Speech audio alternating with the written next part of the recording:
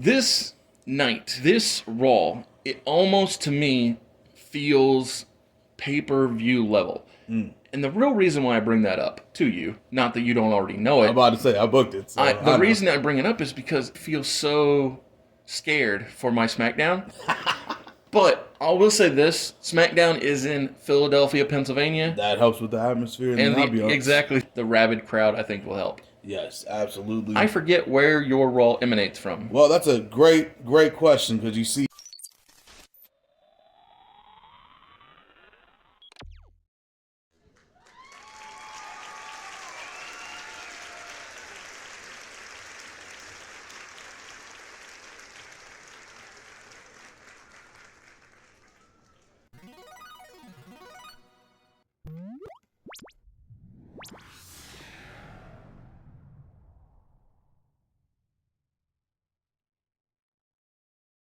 Here on 7/19 of 2004, we are emanating from the MCI Center in Washington, D.C. Yes, sir. I know that place. I know that place. I'm about to say, ironically, I don't have Batista on the show, but that's okay. I would suspect that he might be pulling a Braun Breaker and signing autographs for the hometown crowd. Yes. Even though he's with the Vision. I mean Evolution. Well, we can say with 100% certainty, Evolution's a little better than the Vision. Well, true. I just meant the heel playing up to the beloved crowd. Exactly. We are here tonight to celebrate a special occasion. This is the biggest TV. We've had, 4 other kinds. We've had the Carnival of Champions, Trick or Treat, Ladies' Night, and we've had Great American. Oh no, a 5th one. We had Nitro Fuel. So this is the 6th iteration of a special show, but is the most special show because this is the war to settle the score. And there's a lot of scores being settled tonight. Going from obviously the United States Championship feud, the rivalry between Shelton Benjamin and Charlie Haas. Do you remember what the original war to settle the score was? I don't. It is the lead up, the build up to the first WrestleMania. Hey, I wasn't even alive for that. Yeah, exactly. So the first War to Settle the Score and the first Brawl to End It All were like the appetizers, the teasers, the things that were like, and this is what we can do. And then they said, oh, and this is the big one. This is WrestleMania. I'm about to say, this is the gigantic one at the end. It's legitimately why that, when looking back, when I was thinking about this idea, I was like, why would you not want to point to the precursors, the things that really... So one of the two, I'll be real, I can't remember now if it was Brawl or if it was War, but one of the two is where Piper faced Hogan. And that was, one of the things that led to the tag team main event with Mr. T, Hogan, Orndorff, and Piper, yeah. Wow, okay. I always wondered how we got to that tag team. Like, I know why the match happened, obviously. But, so these were MTV shows, too, MTV specials, because it was during that Rock and Wrestling Connection, Connection, yeah. That makes sense. Well, we got a lot of feuds tonight that are going to be settled, going to be handled to a permanent end. Yeah. Like we I got to say, that's something I love about our booking. Yeah. Is finality. Yes. So in some cases, it's out of necessity because the person's leaving. Yeah. But also, we value putting a bow on something. Well, and being honest. Yeah. So. Yeah, I'm about to say there's nothing worse than having a feud drag on too long, or having a feud I hate when never Vince have lies. Yeah, Vince is like, oh, it's the last time they'll ever wrestle. Yeah, or the greatest match ever. And it's like, no, not really. I was like, well, I mean, it was, to be fair, the greatest wrestling match ever was a good match. Sure, yeah, but I mean, they could have also had a good match, just existing. Yeah, so absolutely. It kind of doesn't count in the grand scheme of things. I agree. But with the War Games main event, first time in AEW history that we are doing War Games. It's also the first time in like 4 or 5 years. Yeah, that wrestling's doing at minimum. Yeah. About to say, we're in 2004. Yeah, so it has actually been 5 years at this point in time, and the crowd is losing their mind at the spectacle that is. Oh my God, we have 2 rings. So we start the action off hot and or heavy, pun intended, because Kane's coming out. So nice. Little heat. Too. He's a heavyweight. Big body. Actually, super heavyweight. I think of this era. Oh, I'm sure. Yeah. I'm about to say this is when Kane was, jacked. Yes. going one-on-one with Kurt Angle in a Falls Count Anywhere match for The Evolve title. Yeah. I'm gonna like. Do you know that this is a WrestleMania rematch? Yeah, that's crazy. Mm-hmm.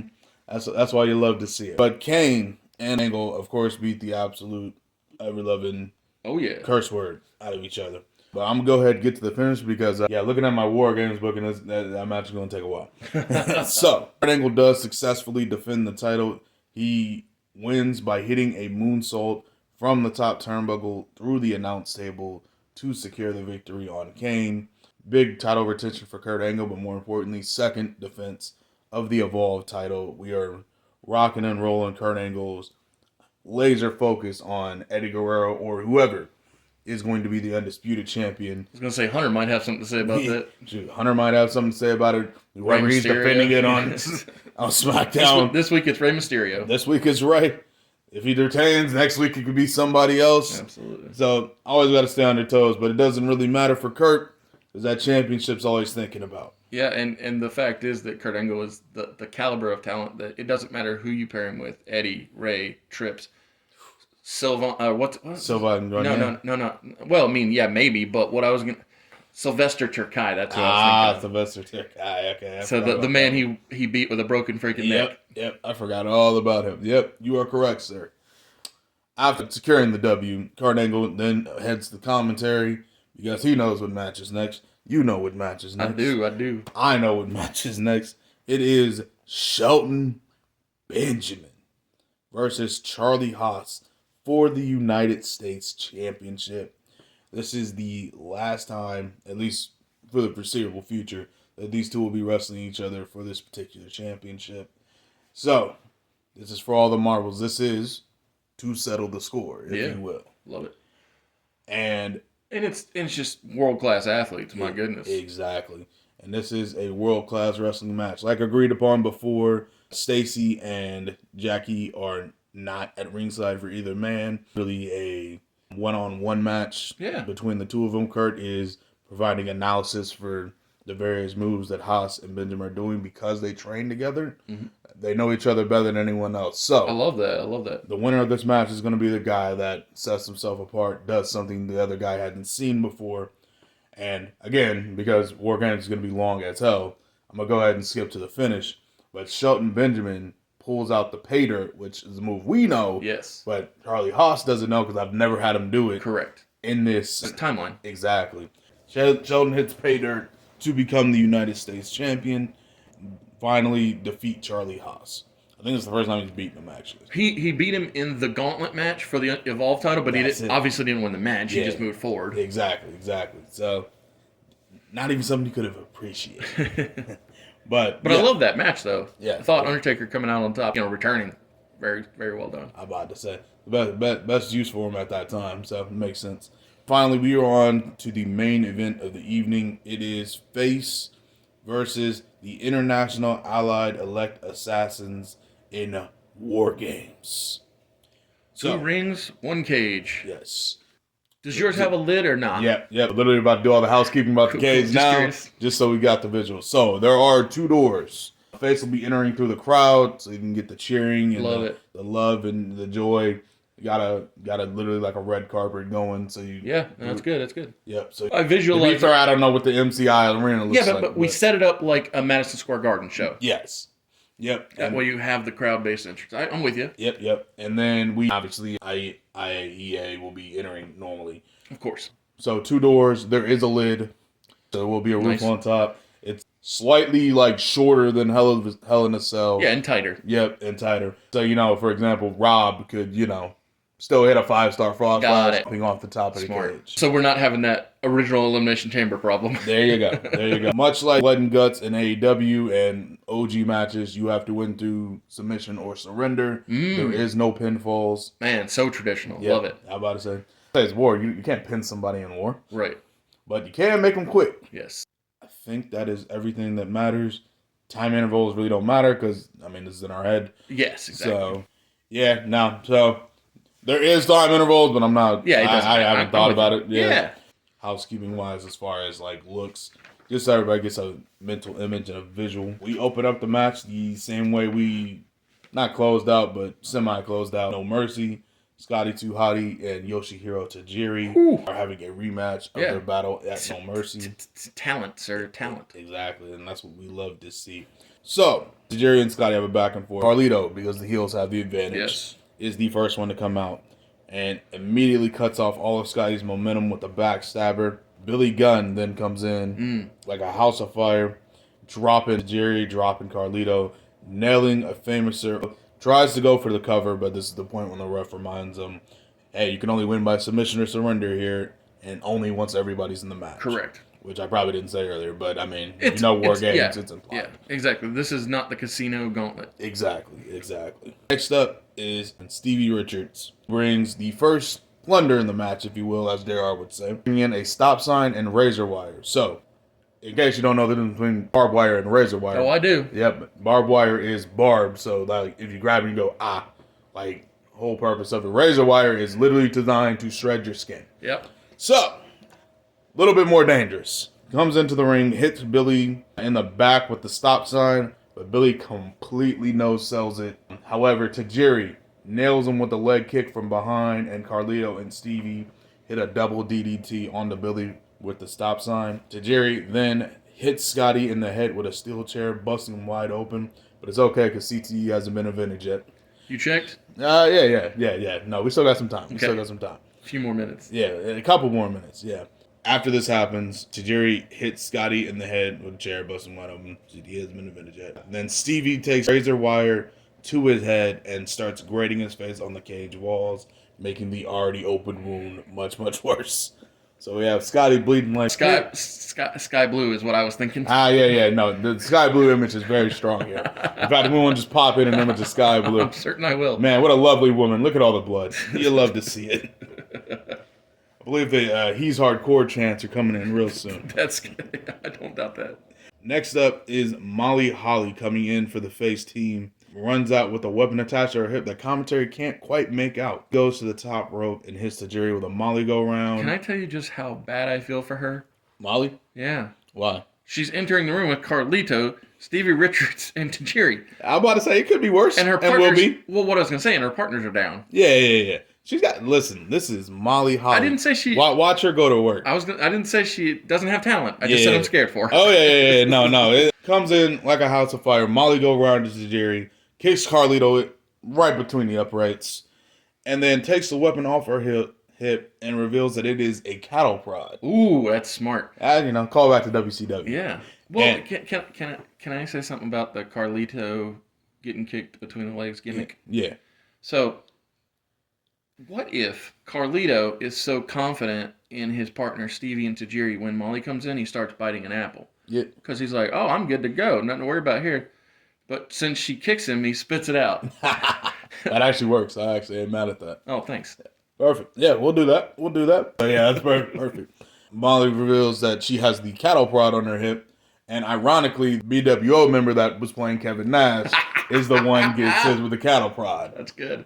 So Stevie is on the ground twitching when Linda Miles finally comes out. Linda sets up 2 tables outside of the cage before coming in and bringing a whip as a callback to a gimmick she's never had in this universe. Correct. But it's fun for the viewer. I'm about to say fun for us. But Molly is holding down the ring, so Linda's not able to get in because, cattle prod hurts. Yes. As Bill Goldberg can attest. Well, and anybody who wrestled the Mountie. Oh, yeah, that's right. Good point. So cattle prod has history in both companies. Yeah. Good to go. Carlito gets up and snatches the cattle prod out of Molly's hand because she didn't see him coming. Of course. And he's real mad about that. Yeah. That kick. Yeah, kick to the nuts. But he says, nah, I don't want you getting any chance of getting this back. Slides it back out of, pushes it through the cage and out of the ring. Yep, smart. And Linda comes in and starts whipping all of the faces. Quite literally whipping. Literally, yes. Yeah, when she's done whipping them, picks up Molly Holly and hits a fallaway slam into the solid steel cage, yes, if sir. you will. This is when Nydia runs out. However, as she's trying to get to the door, Linda kicks the door into her face, knocking her to the ground. She comes out and choke slams her through one of the tables on the outside of the cage before getting back in and shutting the door. Right, because if you leave the cage, you're disqualified, but WCW didn't have that to worry about. Yeah, because that is stupid. Yeah, exactly. Well, and they only added that because of the taking the roof off. Yep. it kind of makes sense. Yeah, in Yeah, that like regard. when you But take the roof off. but yeah, they also have the steel cage gimmick where like, oh, you gotta escape, but you can't escape war. Yeah, exactly. So Yeah, no, I think your way makes more sense, is what I was thinking. I think so too. Afterwards, Billy tries to fight back, but Carlito once again is like, well, let me take the bite of this apple and spit it in his face, and then Linda hits Billy with a chair. After that is done, Stevie, who is finally done twitching on the ground, Yep. grabs the razor wire that he brought in and takes it straight to Molly Holly's head, causing her to bleed. And Scotty drop kicks him to get him off. Molly, however, at this point it is 1-on-4, so he ends up getting stomped out. Yep.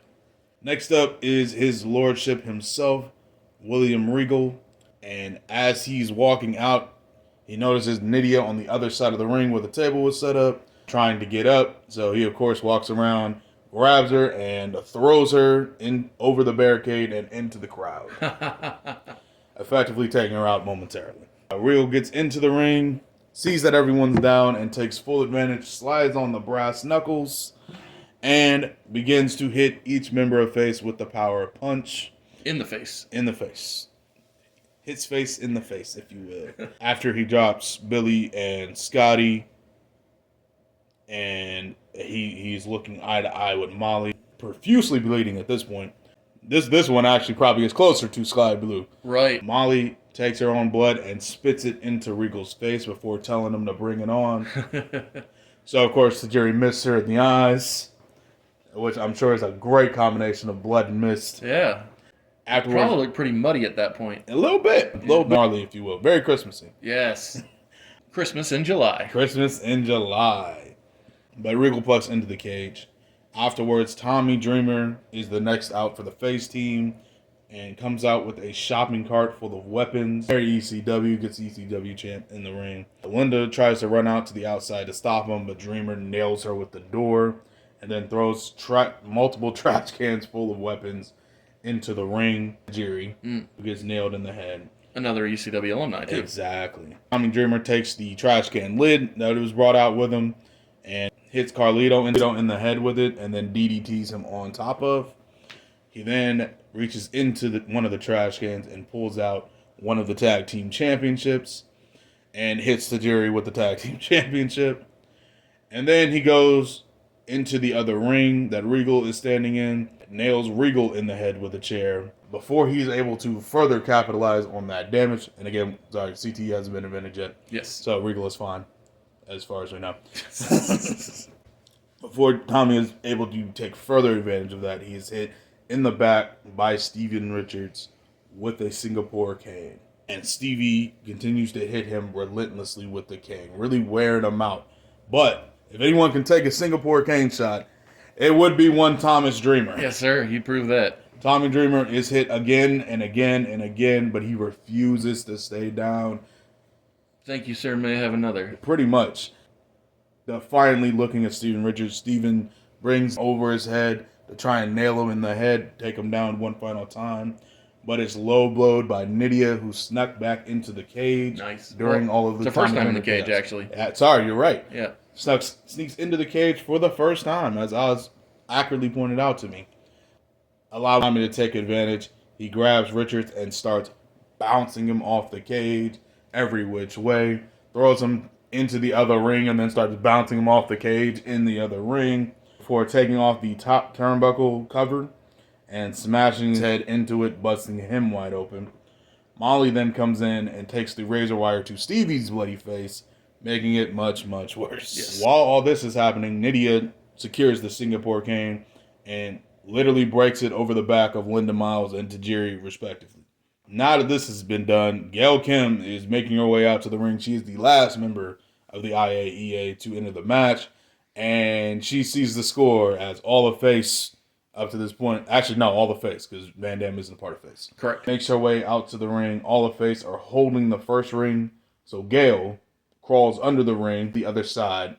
Right. And while she does that, grabs a fire extinguisher, sneaks into the other door, and sprays all of face with the fire extinguisher, allowing her to get into the ring. You're so creative, sir. Thank you. I love it. Can you tell I watch too much wrestling? Well, no. I think what you prove isn't just that you watch wrestling, but you understand storytelling. Yeah. Because how many times in the last, 4 years, 3-4 years, we've watched War Games at Survivor Series, and it's like, oh, I already saw this. Yep.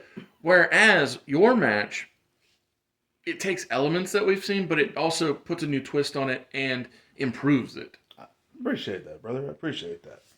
And this is coming from a guy who's planned out plenty of matches this time.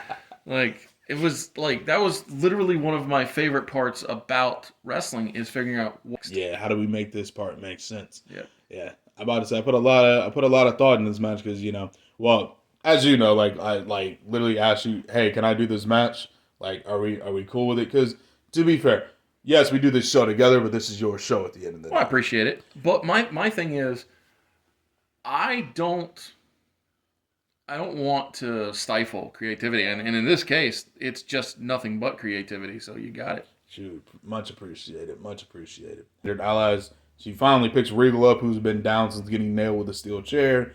And we finally see that Regal is gushing blood as well.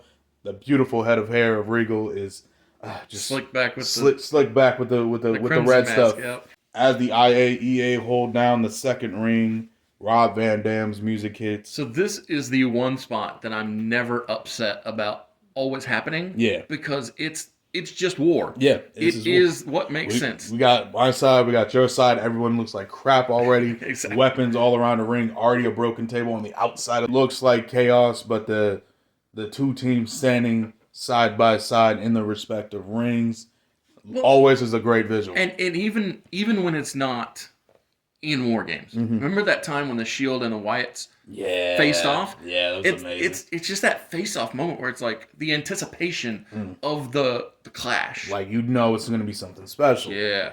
Big time. Incredible. Bob comes out holding a barbed wire covered 2x4 as he joins the rest of Face in the first ring. He drops the 2x4 to stand fist to fist, shoulder to shoulder with the rest of Face, who bleeding, bloodied, battered, and bruised. Can you think of a weird thought that crossed my mind while you were the whole time I'm envisioning this match? Yeah. Often, I can think, easy. Kurt Angle's the superior wrestler, right? Mm-hmm. But in this match, Regal has so much longevity, experience, coolness. I think he has the most experience out of everyone in this match. Right. But I'm just saying, Tajiri, experienced, cool, flashy. Billy Gunn, experience when it comes to tags. Yeah. He's probably one of the greatest tag wrestlers ever. Freaking humongous. Like, gigantic. Thinking about biggest man in the match by far. Thinking about Rob Van Dam, like, you can't get much cooler than Freak Rob athlete. Van Dam. Yeah, freak athlete, Mike. And so that's just my point. I mean, walking Jean-Claude Van Damme movie. You talk about Molly Holly and Gail Kim. It's just like it's just freaking stacked. Now, granted, Linda Miles and Eddie are in the match. But they're holding their own, though. And my thing is, you've got so many other players that can hide any deficiencies they have. It just, this match, while it is a WCW staple, feels like an ECW special where you accentuate the positives and hide the negatives. Exactly. And I feel like that's the key to wrestling, which is why 100%. Always question when I okay, for a fact he can't do that. Why are you making him do that? I'm about to say, wrestling's a weird business. Yes. So sometimes stuff works, sometimes stuff doesn't. But the important thing is, as the two teams hold the ring, the bell rings finally to officially start the match beyond. The two teams stare down, crowd builds. Then they meet in the riddle and start throwing soup bones, as JR would say. Yes, sir. Or Undertaker would say. I think he said it, JR said it about The Undertaker. There it is. So it works out.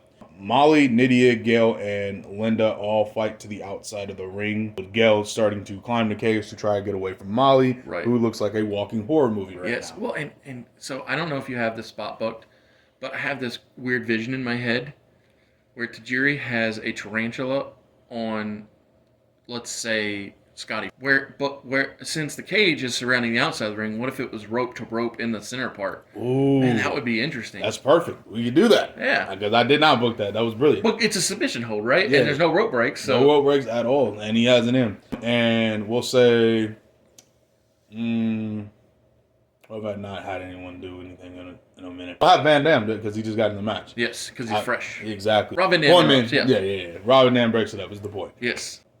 Gail is trying to climb up the cage to escape. Molly's in hot pursuit. Nydia is trying to go after to help Molly.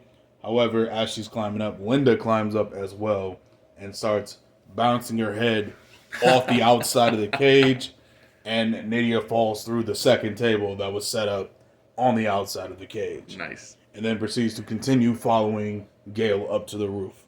But, gotta have somebody on top of the cage if you've got a roof. Yeah. At least once. I mean, they proved with Undertaker and Mick that worked. I mean, heck, they proved it worked too well. Yeah, exactly. Too well, exactly. That's true. Molly and Gale are fighting back and forth. 2004, so there's still flash photography, so the image is very Attitude Era. Eventually, Molly does get the upper hand and tries to throw Gale on the roof, but Linda makes it just in time to save her. It allows Gale to hit to eat defeat, top of the cage no less, and then throw Molly off the roof into the Timekeeper's area, which obviously has crash pads, because I'm not trying to kill her. Yeah. Falls in the Timekeeper's area. Obviously, it's out of the sight of everyone, so no one can see. She just vanishes. And we see medical personnel running over to Molly to make sure she's not dead. A few of them might want to stop and look at Nydia on the way. Bring a couple extra with you. I'm about to say one or two, saying, listen, we have a whole ambulance set up in the outside just for this match. We need about 10 of them. Yeah, just about. So after that is when the Tarantula Tajiri spot happens, just so we can get away from the visual. Absolutely. Because they begin to climb down from the cage. Yes. When they finally get to the cage, they notice they can't open the door, and that is because Scotty and Tommy Dreamer have chained and locked both doors shut. So it's now just the dudes on the inside. It is now just the dudes on the inside. Gale and Linda are trying to figure out how to get back into the cage. Sure. To help, because the odds are even. We can't have even odds. Correct. Chains and locks were both in the trash can that Tommy brought. So yeah, makes sense. Had the plan. I mean, he wears pants anyway. It could be in his pocket for all I care. Yeah, I'm about to say for all I care. Yeah, that's a good point. But we get the visual of a bloody Scotty just swinging the key in front of both of them. A lot of fun. So, this is when the match starts to really break down. Rob Van Dam covers Tajiri's head in a trash can. Hits him with a Van Terminator, coast to coast. Taking Tajiri out.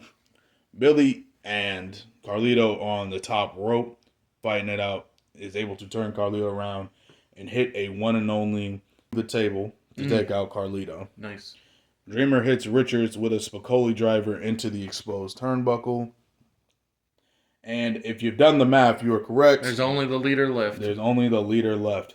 Regal is surrounded and in a bad way. So this is when Eric Bischoff, who remember this is his brainchild, his baby, out with bolt cutters to try and get Gale and Linda back into the match. Sir.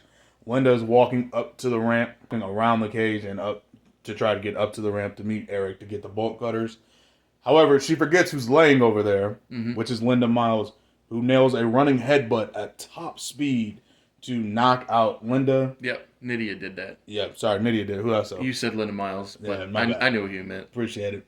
Yeah, Nydia knocks out Linda Miles with a running headbutt. En route to get there. Yep, to drop her. Gale tries to grab her by the hair. However, she doesn't see that Linda picked up the cattle prod, shocking Gail Kim and dropping her where she stands.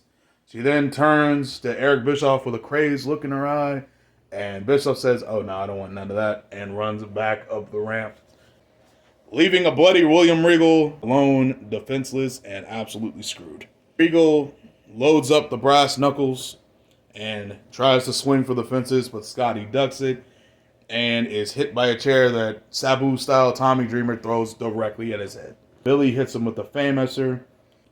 Rob Van Dam hits a 5-star frog splash, standing on the turnbuckle from ring 1 over to ring 2.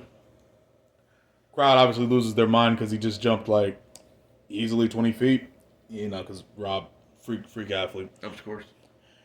Scotty then, after the frog splash, takes Regal's arm, wiggles brass knucks that he's still holding off of his hand, and loads up the brass knuckles. Billy and Tommy pick Regal up, and Scotty, getting some much-deserved payback because he's been dealing with Regal the longest, smacks him with the power of the punch to drop Regal. Scotty then, who, again, has been dealing with Regal the longest, locks in the Regal stretch. And then Rob hands him the barbed wire 2x4, which Scotty puts directly onto Regal's face and wrenches back. Regal taps out immediately, leading to a face victory. and the end of the International Allied Elect Assassins. That's amazing. That is as a hardcore match. That was hardcore of hardcore. That was a lot of fun. Yes, sir. Oh my goodness, it blows me away. Shoot, thanks for letting me do that match. Yeah, no, oh my goodness. I really enjoyed it. Thank you for being here at Mr. Super Oz.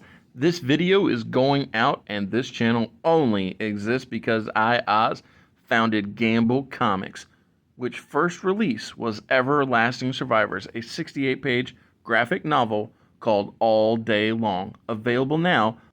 Follow the link in the description that will take you to gamblecomics.com. While there, you can get hats, shirts, posters, much more, but most importantly, the story itself. All right, what happened on SmackDown? High hill to climb to try and match up with that excitement, but I'll say this. We're in Philadelphia, Pennsylvania, and tonight the crowd is chanting ECW because Nunzio does not come out as Nunzio. Nunzio has the FBI music play, and he comes out as Little Guido. Ah, legendary. The crowd goes wild, and he picks up the mic. He says that for this night, I'm rechristening the AEW Television Championship to the ECW World Television title. And so he said, I'm calling you out, Dinsmore. So the most excellent Lord of the Ring, Gene Ole Dinsmore, comes out. And he is, as you know, Mr. Wrestling. Yes, indeed. He is amazing at this. But the crowd is fully on Nunzio's side. Correct. No doubt about it, because of the fact of Nunzio embracing his roots. Love to see it. Love to see it. Up to the back, and we see somebody is not very well pleased with this decision on Nunzio. His partners? Actually, Paul Heyman. Heyman himself. Okay. Finds this to be appalling. Correct. And Taz and Cole say that Nunzio's friends, his allies, Heidenreich, Sylvan, and Dupree, have been granted a Tornado Trios match here tonight against Spike, Bubba, and Devon because, they saw Paul, and they say how that Heyman has had it out for his own creation since day one. Since the Dudleys have been unwilling to do what he wants. Exactly. Dinsmore with a broken halo. With a broken halo, and the crowd boos immensely. Yeah, as they should. But the champion, he pays them no mind. He takes off, and Nunzio gets up, and he plays to the crowd. He gives high fives, and he walks out. But as he's leaving, he crosses paths with Jamie Noble. So Noble acknowledges Nunzio's big effort. And put some ones to the side. That's great. So Jamie comes out to the ring, and he says, I was never a part of ECW, but I do respect people giving their all. Yes. And next week, whether it's Rey Mysterio or it's Eddie Guerrero, I'm challenging the winner of tonight's Undisputed Championship match in Cincinnati, Ohio, for that championship. The crowd, they pop for it. They think, okay, well, we're I'm about pro to say wrestling. That's a good match regardless. Yeah. Shit, I know I would want to see that match. Before Noble leaves the ring, we hear the crash of the pyro for the Dudley Boys, and the crowd, they go crazy. So they go crazy. Spike, Bubba, and Devon come out with the Trios titles. Officially called the Trios titles now? Oh, well, what I mean is the Team Extreme Tornado titles. You know what I'm saying. Got you. I'm not rebranding them. I'm just saying, I'm just using quicker language. Yeah. Yeah, I got you. Like, they are a trio. It's their titles. Got you. So this match, where Sylvan, Heidenreich, and Dupree are taking on the Dudleys, is a very traditional ECW style match. Oh yeah. Where the action can go on anywhere, and anywhere and everywhere. With these two groups wanting to keep the crowd happy and excited, Heidenreich busts open Spike Dudley on the outside of the ring. He gets color, and beautiful. Bubba and Devon are so aggressive toward Sylvan and Dupree that they get busted open as well. The match inevitably ends in the ring with Sylvan taking a 3D and Devon gets the victory Beautiful. for his team. You'll But love to see it. but again, what the important part is that the crowd is trying to keep that rabid ECW crowd alive, that and energy. legitimately the rabid ECW audience is why that Rey Mysterio and Eddie are in the main event, because both guys. Stalwarts in AEW, or not AEW, ECW. For Well, a little bit. they were first introduced in America Yeah. via Conan in ECW. Yeah. I mean, what I mean by that is Conan's connection. Yeah, Conan's Connect. I got you. So before we get to that main event tonight, we see that Rey Mysterio, his wife Angie, their kids Aaliyah and Dominic are coming in. It's a whole family affair, but it's not just They're so that. young. Have It's not. whole future ahead of them. It's not just. Yeah, I know, right? It's not just that family that we see come to the arena, but we see Eddie Guerrero, Vicky Guerrero. So Shaw is the. Shaw is the oldest. Okay, so that she's the one that wrestled. And she's the one who married Aiden English. Marilyn is the one who's currently training. Anyway, those are the two girls that come in with Vicky and Eddie. Gotcha. All right. So, like I said, we see the earlier tonight footage of the two families arriving in preparation for the main event.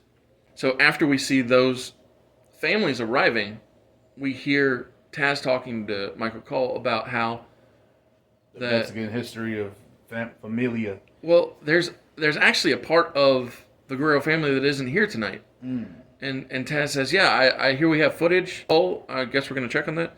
We see that Chavo Guerrero is out looking for Edge, who happens to be at the 2300 Arena in Philly. And when Chavo walks into the 2300 Arena, and he sees Edge partying it up with anybody and everybody who wants to have a good time in Philadelphia, Pennsylvania. Yeah, that sounds about right. That is just a way to show the audience that it will truly be one-on-one between Rey and Eddie, no FDA involvement at all.